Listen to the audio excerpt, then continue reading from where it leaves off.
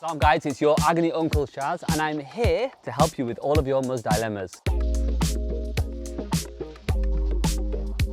So I asked you guys to share with me all of your Muzz dilemmas, Muzz issues, things you need advice on, and I'm here to help you out. Okay, so let's dive right in. So the first one, how do I find a husband when men aren't masculine anymore? Oh, deep. I always say for men, look, old school, treat women well, pay for the stuff, right? Be organized, show that you can be a provider. This whole 50-50 early on, or even expecting the woman to make moves and make the first move and arrange things and all of that, please don't be that guy. Lead by example, show what you're about. The woman that you're getting to know is acting all masculine and all tough. It might be a reflection that you as a guy are not acting masculine and tough. So really be conscious of that dynamic between the two of you. So for women who are like, well, how do I find these leaders, these men? It's actually really easy to spot. A man, like I said, who knows what he wants, who's very clear about what he wants, and actually almost asks you really early in the conversation about things that are important to you both. When do you actually want to get married?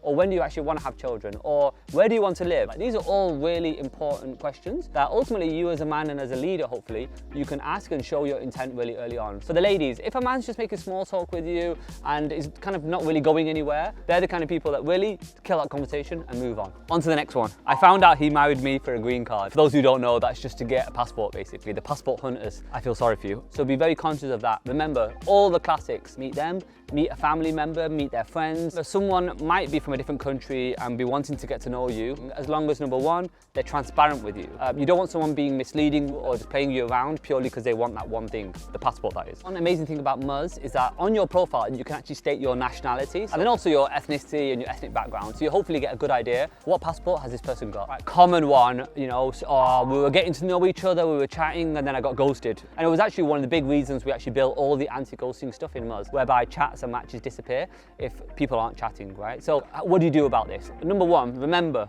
if a guy or a girl ghosts you, very, very rarely is there actually a reason. But generally speaking, they were either talking to someone else or they just weren't that interested. I always say to people, early on, meet up. Don't be spending all your time chatting away on Muzz. Your conversation on Muzz should purely be to see, are you compatible?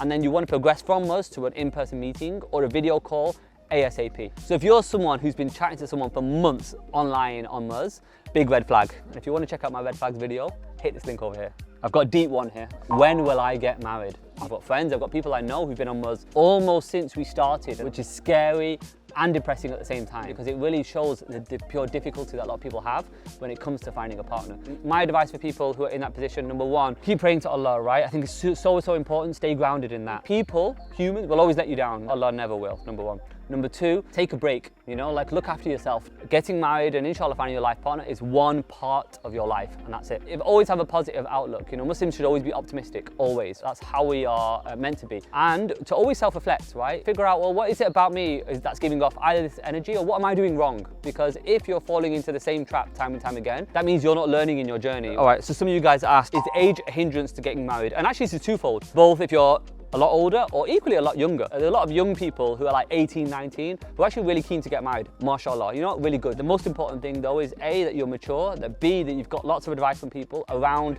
your rights and your responsibilities in a marriage. And really make sure that you and the person, that you both have the same outlook of what you plan to do for the next 5 years, at least. Marriage is a big responsibility. So really treat marriage with the respect that it does deserve. It's not a light, quick thing at all. One beautiful thing about getting married to someone when you're older is that usually by then, you actually know what's truly important in life and in a person. And I actually think it means that you're more pragmatic in how you deal with situations and how you deal with people. So there's actually a big blessing in getting to know someone when you're older.